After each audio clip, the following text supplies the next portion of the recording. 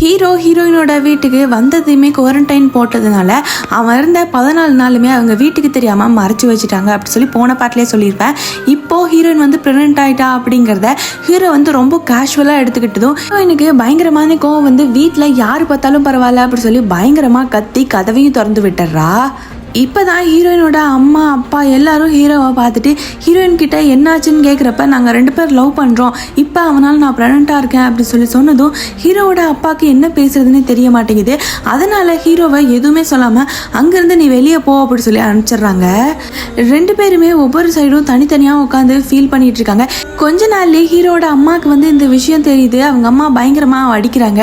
அதுக்கப்புறம் வேற வெளியே இல்லை, இது நம்ம தான் சால்வ் பண்ணணும் அப்படின்னு சொல்லிட்டு ஹீரோயினோட வீட்டுக்கே வந்து கூட்டிட்டு போறாங்க. ஹீரோவோட அம்மாவும் அவங்க 2 பேர்த்துக்கிட்ட பேசினதும் அவங்களுமே ஹீரோவை வந்து அக்செப்ட் பண்ணிக்கிறாங்க. ஹீரோவுமே சாரி கேட்குறான்.